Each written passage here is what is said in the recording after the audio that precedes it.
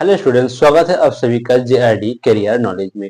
तो आज हम लोग मैथ का एक टॉपिक आप सभी के सामने लेके आ चुके हैं, जो हम लोग का रहेगा संख्या पद्धति। अगर आप कर रहे हैं अग्निवीर और टीए आर्मी की तैयारी, तो आज का क्लासेस आप लोग लास्ट तक जरूर देखिएगा, क्योंकि हम लोगों ने टॉपिक वाइज क्लासेस जो मैथ का स्टार्ट कर चुके हैं। वो आज का पहला क्लास है संख्या पद्धति।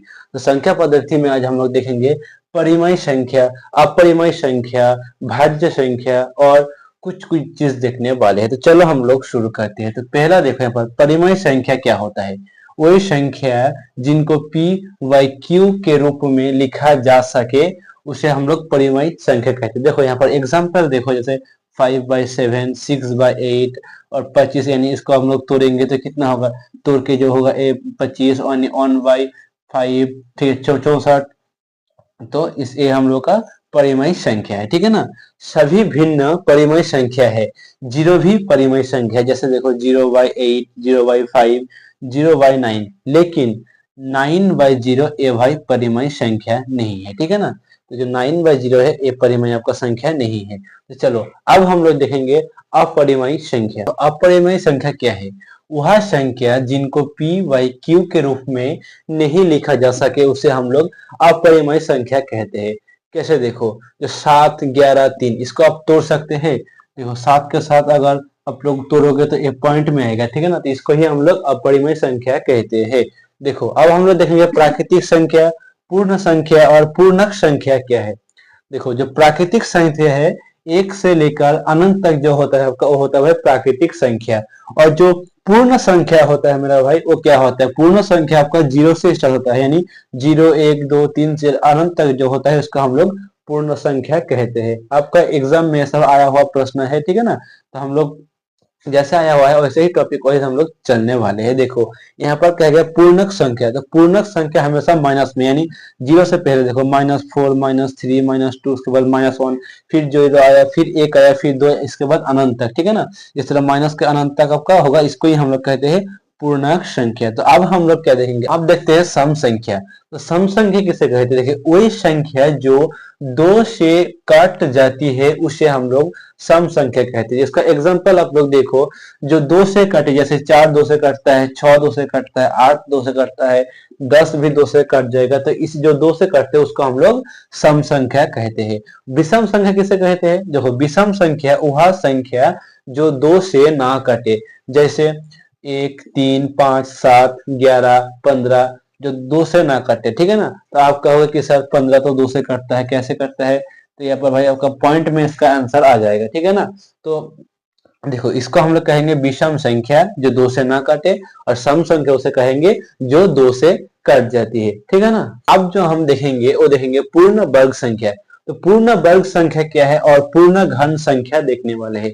तो देखो पूर्ण वर्ग संख्या हम लोग स्क्वायर कहते हैं। जैसे 1 का स्क्वायर देखो यहाँ पर 1, 2 का स्क्वायर क्या है 4, 3 का स्क्वायर 9, 4 का स्क्वायर 16 और 5 का स्क्वायर 25। तो इसी तरीके से जो होता है ये सब हो गया आपका क्या, पूर्ण वर्ग संख्या, ठीक है ना। ये सब आपका अग्निवीर में बहुत ही अच्छे से आपका जो 15 में 1 2 आपका आता ही आता है। तो आपको इसको जरूर नोट्स करते रहना, ठीक है ना। तो देखो यहाँ पर पूर्ण घन संख्या, यानी घन मतलब हम लोग जैसे क्यू को कहते हैं। देखिए 1 का क्यू 1 हो गया, 2 का क्यू आपका 8 होगा, यहाँ पर 3 का क्यू आप लोग देख सकते हो 27, यहाँ पर 4 का क्यू, ठीक है ना। इसको हम लोग कहते हैं पूर्ण घन की संख्या। अब हम लोग देखेंगे अभाज्य संख्या और भाज्य संख्या। तो देखो यहाँ पर अभाज्य संख्या वे संख्या जिनका केवल 2 गुणनखंड हो उसे अभाज्य संख्या कहते हैं। मतलब 2 गुणनखंड, मतलब देखो यहाँ पर 2 एकम 2, 3 3 एकम 3, 5 5 एकम 5। समझे आप लोग, नहीं समझे तो देखो यहाँ पर हम लोग कहेंगे 15 भी क्या, 15 भी क्या अभाज्य है, लेकिन नहीं। 15 का कितना गुणनखंड बन रहा है, देखो 3 5 15, ठीक है ना। और क्या बनेगा 15 एकम 15, तो एक से ज्यादा गुणनखंड बन रहा है कि नहीं। तो यहाँ पर जो अभाज्य है इनका देखो एक से ज्यादा गुणनखंड नहीं बन रहा है। जैसे 2 का देखो 2 एकम 2, 3 का देखो 7 का देखो 11 का देखो 17 का देखो, बन रहा है तो नहीं बन रहा है। तो इसी को ही हम लोग कहते हैं अभाज्य संख्या। कुछ पॉइंट से ये आपको जानना जरूरी है, क्योंकि ये भी आपका एग्जाम में आता है कि सबसे छोटी विषम अभाज्य संख्या आपको पूछा गया है। क्या सबसे छोटी विषम अभाज्य संख्या, तो वो आपका हो जाएगा मेरे दोस्त 3। और सबसे छोटी सम अभाज्य संख्या वो क्या होगा, तो वो हो जाएगा बच्चों 2। ठीक है ना। और 2 से लेकर 50 तक कितनी अभाज्य संख्या है? ये कहीं ना कहीं जितने भी साथी पुराने स्टूडेंट है, यानी एक दो बार अग्निवीर का एग्जाम आप लोग दे चुके हैं, तो इस टाइप का सवाल आप लोग देख सकते हैं कि एक आपका एग्जाम में पूछा गया हो। ठीक है ना। तो बताओ इसका क्या होगा। तो देखो 15 है तो इसका आप लोग रट लो भाई। ठीक है ना। इसको आपका याद होना चाहिए। देखो 1 से 100 तक की अभाज्य संख्या कितनी होनी चाहिए मेरे दोस्त? तो वो होगा आपका 25। ठीक है ना। ऐसे आपको 200 तक याद कर लेना चाहिए। ठीक है ना। चलो अब हम लोग देखेंगे कि भाज्य संख्या किसे कहते हैं। भाज्य संख्या किसे कहते हैं मेरे दोस्त? वह संख्या जो अपने ओर एक के अलावा किसी और संख्या से पूरा पूरा काट जाए, उसे हम लोग कहते हैं भाज्य संख्या। जैसे आपका एग्जाम्पल देखो 4, 6, 8, 12। तो देखो 2 से भी एक काट रहा है, 2 2 4, ये भी काट रहा है, 2 3 6, 2 4 8।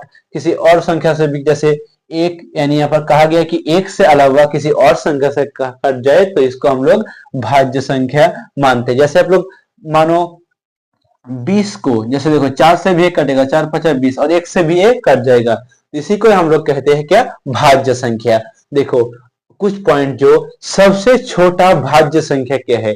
तो सबसे छोटा भाज्य संख्या है वो है भाई 4। और सबसे छोटा विषम भाज्य संख्या 9 हो जाएगा बच्चों। क्या?